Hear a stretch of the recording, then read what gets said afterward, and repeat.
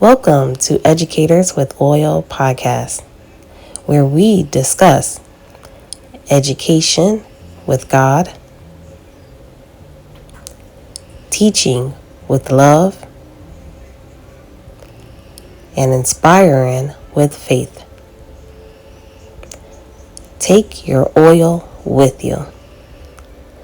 Let God guide your steps in the classroom. Co-hosts Ronette Branham and Shanae Moore. Welcome to Educators with Oil podcast. Welcome to Educators with Oil. We are here to discuss Bible strategies for effective teaching. I am Ronette Branham, and this is Shanae Moore, my co-host. How are you today, Shanae? I'm good. How are you? I'm great. I'm really excited to dive into our subject for today. And our subject today is going to be discussing the various learning styles within your classrooms. Yes. And we're going to try to make it easy for you so that you can relax and know that there are various learning styles within your classroom, that each child learns a different way, even though they're going to learn the same thing, but they're going to learn a different way, and how we can recognize it, and how we could be at ease with it, and it'll make our day and our teaching a little bit smoother.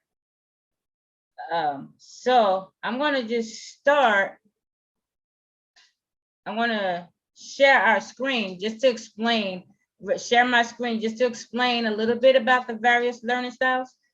And then we'll go from there and see how it works for you. Okay, so just so you know, yes, your students have different learning styles. And what should you do? Every student learns a different way. Like I said, understand that you have multiple learning styles in your classroom. So just off the bat at the beginning, when you go in the classroom, you're going to have 20 to 25 students in your classroom, and they learn in different ways. If you're teaching math, not all students are going to learn by reading the notes. Not all students are going to learn by watching you. Some people are going to learn by hands-on experience. So every student learns different. Just relax and knowing that. That's something that we all have to understand. So what are learning styles? Learning styles refers to the unique ways individuals process and retain new information.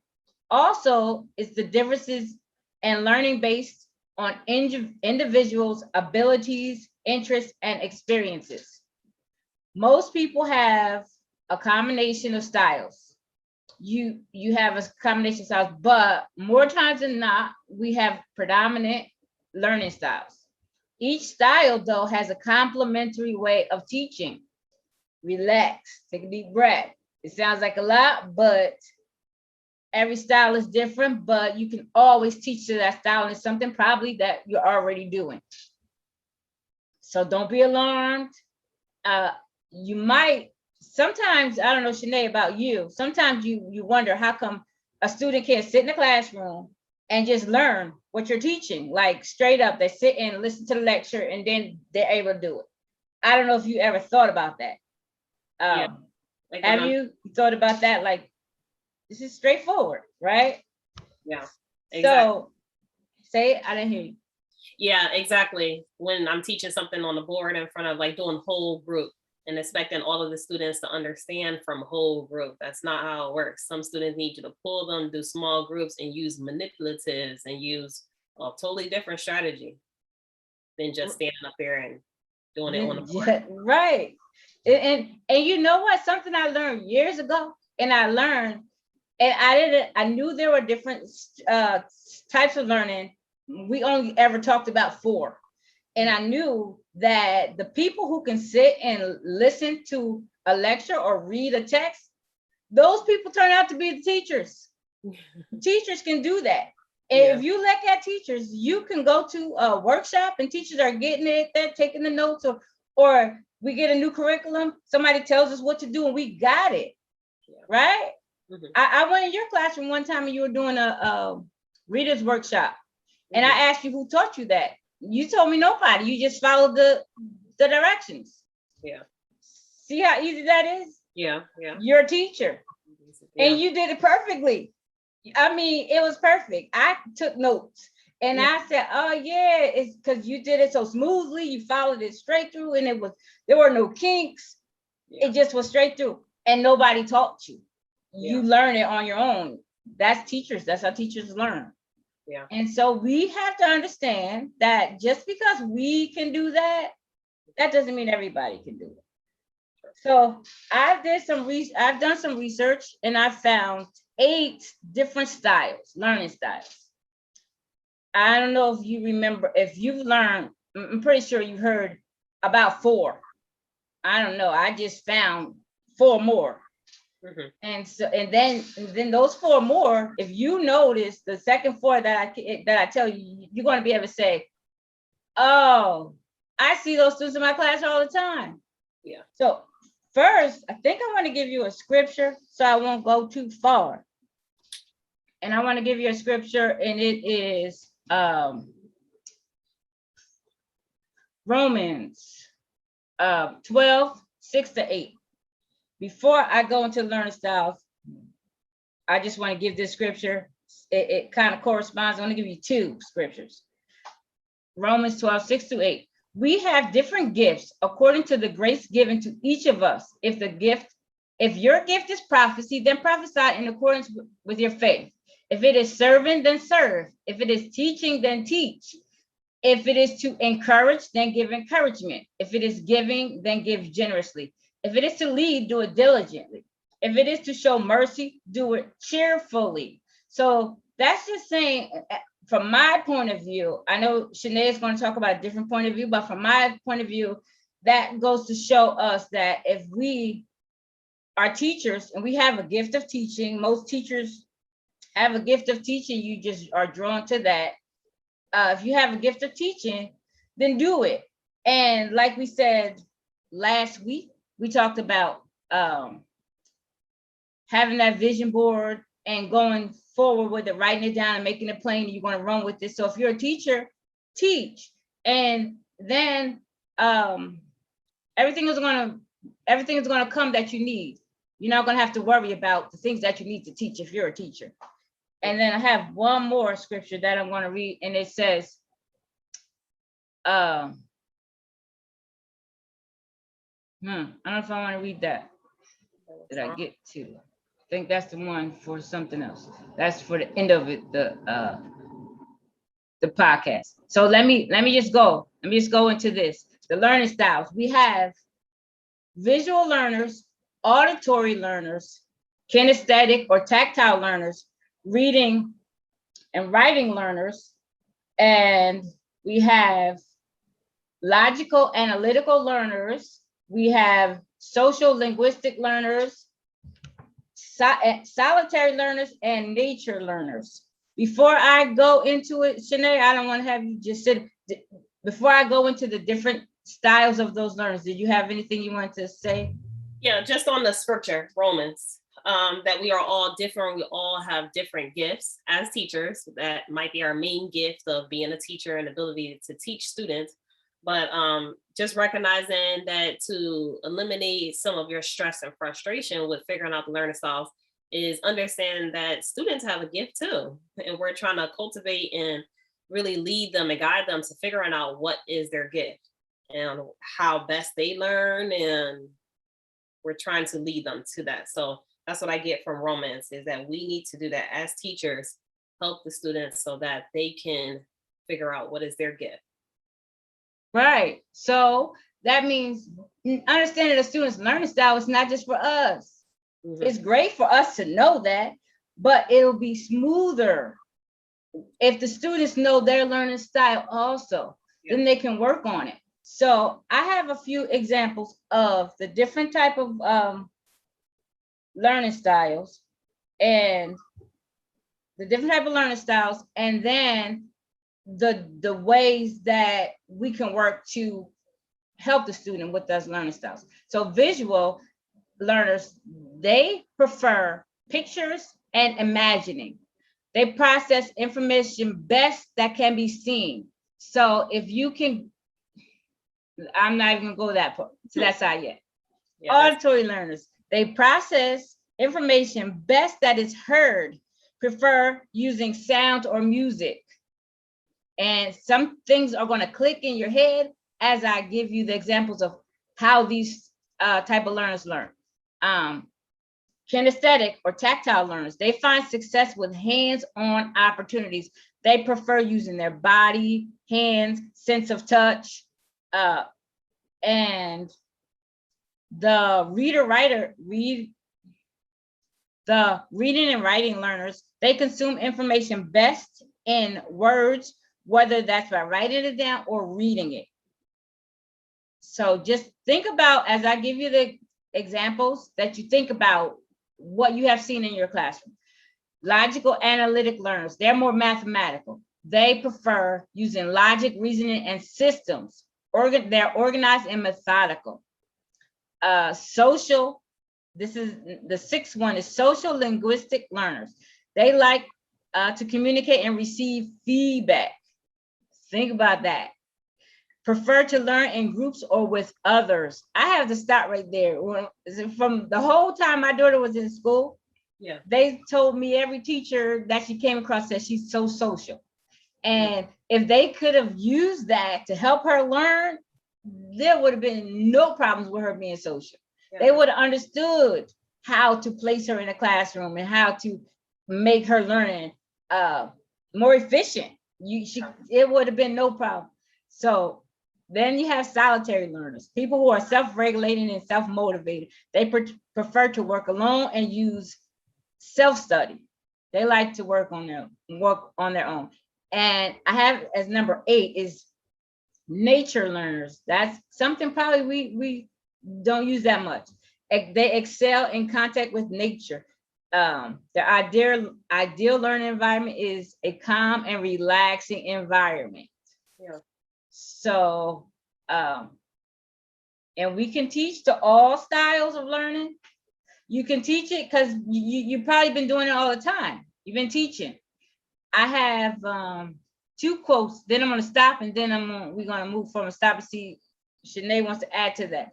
Every child has a different learning style and pace. Each child is unique, not only capable of learning, but also capable of succeeding. That's a quote from Robert John Meehan. And then another quote from Ignacio Estrada. If a child, this is at the bottom of my emails. Every email I send out for the past 10 years has this quote on it. If a child can't learn the way we teach, maybe we should teach the way they learn. I like that one. And before we go on to how to teach to those students, Shanae, did you want to push in there somewhere? Yeah, it's leading to what you're about to do, but it sounds complicated. But when you hear like just the different things, when you went to the second one, I know you're gonna go back to it, but when you went go back to the second one from 5 through 8, the learning styles. Okay. Like it seems like, oh, that's a lot, but not really when you think about it. When you go to the other one, like let's say they like the nature one, then that could be soft, calm, and music when the students are working. Like it doesn't have to be like something that you have to plan every single day. I need to bring nature items in. I need to bring trees and leaves for every project that we do. No, like that's that calm and relaxing environment. That could work for all students by playing soft music in the classroom when the students are working independently or in their center time. So that's not even something like you have to plan every single day. Just set it up. Have a few CDs and keep rotating them. The students don't care that you're playing the same, or we're technological, so go to YouTube and type right nature, calm, and music. So that's like one that can apply to everybody, but it's really helping that one student. The solitary learners, social linguistic learners, stuff like that is just once, like when I do, oh, you're probably gonna talk about it, but when I do centers, I have students doing independent work and it's all on the same topic. It's all on the same subject skill. But I have some students doing independent work, and then I have some students doing group work. That's the centers. One group is centers, one group is independent, one group is computer, one group is a game. So, but with all those 4 groups, I don't expect all their work to be turned in from every single one. Or if I know that my student does best solitary, that one, then I'll go look at what do they do independently, not necessarily focusing on what did they do when they were with the group. Right. So, I know you're about to get into it though. No, but yeah, but that's perfect because it is things that we do all the time, and we're doing it so that they can have the full experience of learning and they can be successful. We're not necessarily thinking, oh, I need to make sure I have an assignment for visual learners, one for auditory. We're not thinking like that. Now we will, but you're not necessarily thinking like that. But you know that in order for them to learn it and know it, and they can walk and teach anybody else how to do an activity or how to dive into a text and break it down and understand it to make somebody else understand what's happening in that text, that if they have several experiences with that same lesson or that same topic or content in that content area, that they'll learn better if they learn it different ways. And that is true. We do. I remember last year when we studied for tests, and even if I break it up into centers and I want to work in a small group, like you said, I put different things at different tables, different centers. I have something with it's hands-on. There might be a graph. They have to figure it out because some people are visual. They need to be able to see it. Then they have what we call in our math application problems that are real life problems. And that is something that students need to know. It works for them. It helps them to understand it, and it gets embedded in their head. Mm-hmm. So teaching to these learning styles, like we said, something you probably do all the time. Don't stress it. If you if you set an assignment, just try to make sure that there's different what do you call it? Different stations. Yeah. Like we said, just try to do that, and then you probably will hit everybody. And then if you don't hit everybody today, later on in the week. So for a visual learner, use visual aids, provide visual analogies and metaphors to help visual imagery. Use storytelling. If you're trying to talk about math and you're teaching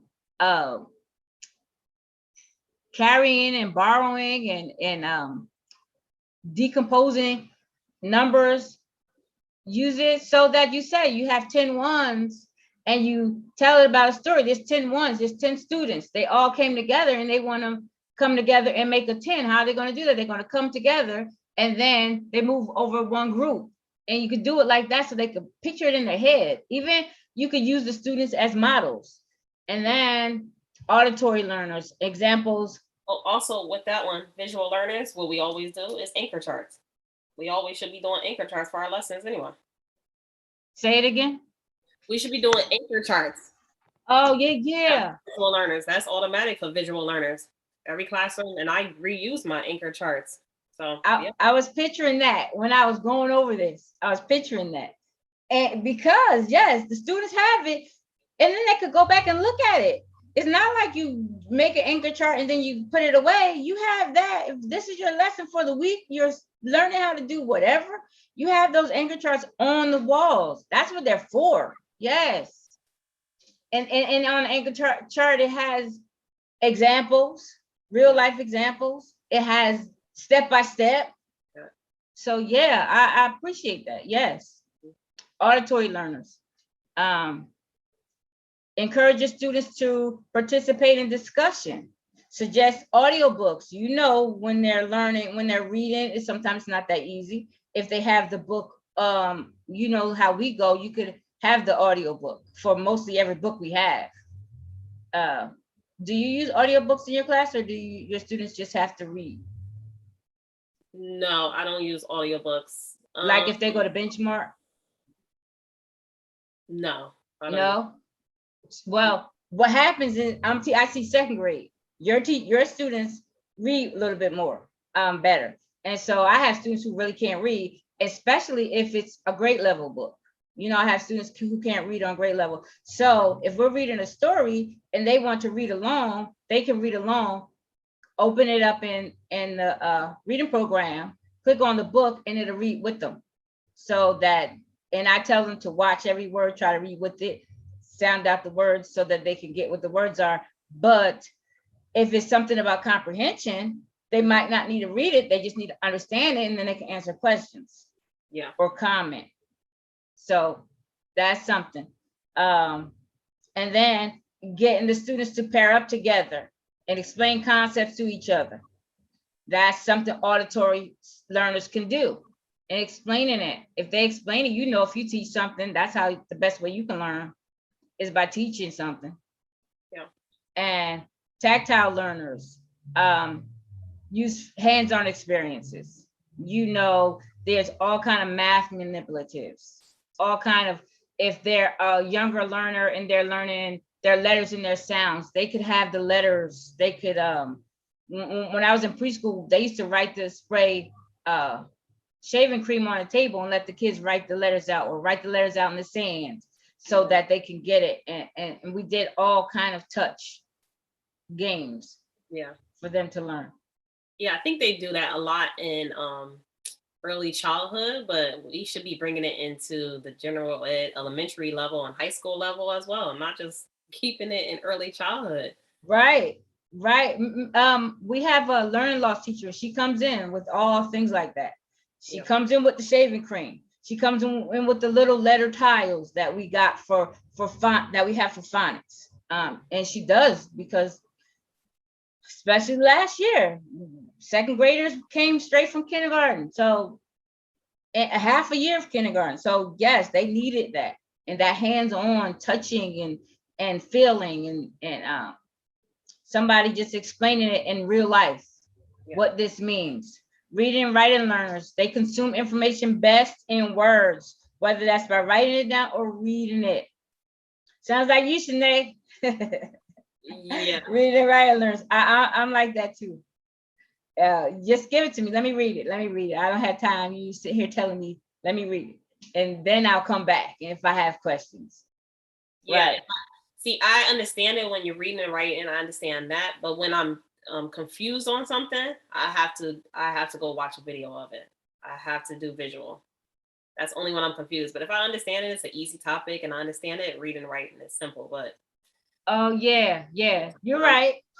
That comes in when we have multiple learning styles, because I can't see any person having just one learning style.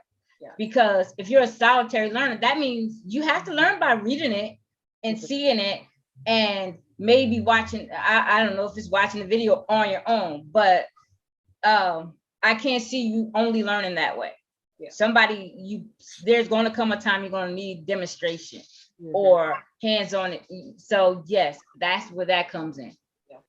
Then we have the logical, analytical learners. So you could provide the class with problem-solving tasks, critical thinking exercises, provide statistics and facts. We do that when making graphs. I'm pretty sure that just pops out at any teacher. Graphs, when we say that. How can they explain graphs? And that's a logical person is going to want to say. Well, we had 6 tigers and 6 something else, and then we only had 3 animals from the Arctic. How many more animals from the forest or something than animals from the Arctic? And then if you see the graph, so we're going to have to move. Social linguistic learners, they're inquisitive and they think in concept, topic, ideas. Allow them to discuss and share their stories. Solitary learners, let them ask questions. Ask them questions so you'll know what they're thinking and how they're feeling. Provide individual problem-solving exercises. So make sure if somebody's a solitary learner that you're asking them questions. Don't just let them move and say they got it. Make sure you understand what they're thinking. Nature learners include experiments. That's where your science comes in. You can bring science into almost everything. So when it's feasible, bring in experiments. Have exercises where they can identify and classify. That goes back to the analytical also. Yeah. And link everything to like everyday life experiences.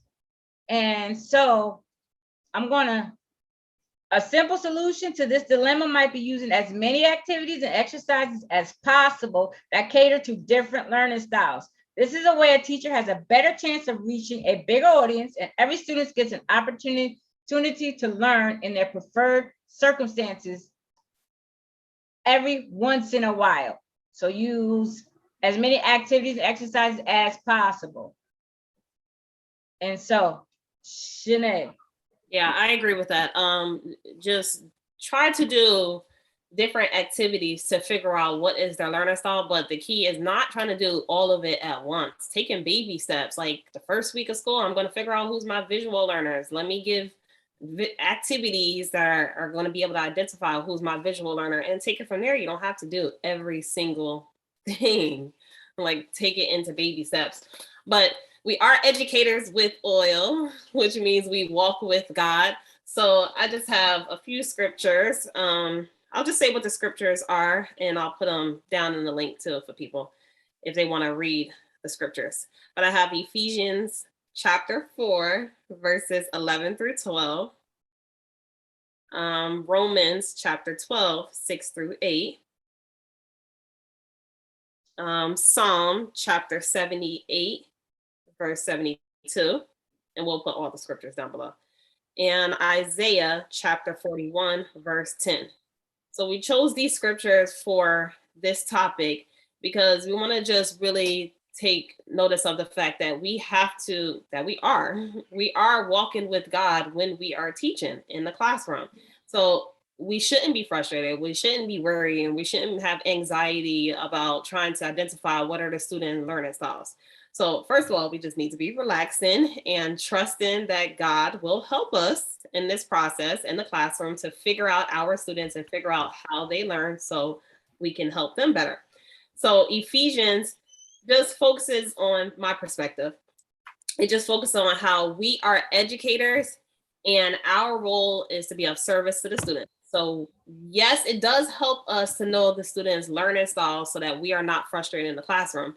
But it can also help the students to know, and Ms. Branham said earlier, Ronette said it earlier, that it can also help for the students to figure out themselves. And once the students figure out, oh, I learned this way, so I know the teacher gave me this in paper format to read and understand it this way, but I know that a video helps me better. Maybe I'll raise my hand and say, hey, teacher, hey, can I go watch a video on this? Or do you have a video? Like when the students are doing that, that is awesome, because that's when you were going over the different examples too, keep in mind that a lot of times I just tell my students to go do it. So if it was the one about the musical, I'll just go tell the students, go create a song for multiplying.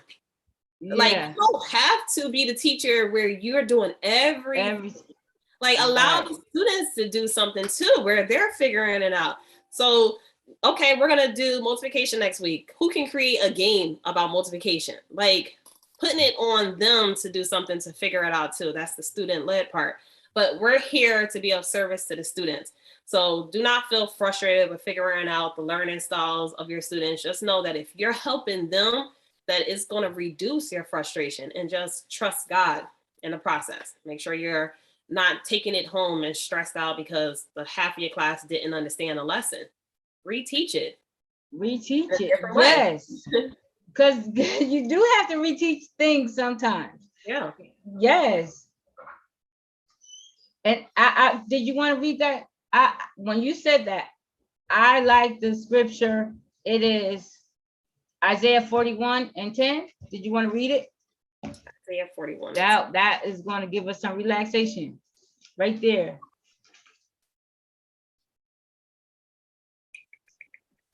Okay. Isaiah 41, 10. So do not fear. I'm reading NIV version. So do not fear, for I am with you. Do not be dismayed, for I am your God. I will strengthen you and help you. I will uphold you with my righteous right hand. That definitely gives us comfort in knowing that God is with you all the time, even in the classroom, he is with you. And just take a step back and knowing that you don't have to do every single thing. And you can call on him to help you. If you are struggling with figuring out the students' learning styles, call on God to help you. Pray about it. Yeah, I got the first three words from you. Fear, well, I think you said two words. Fear not.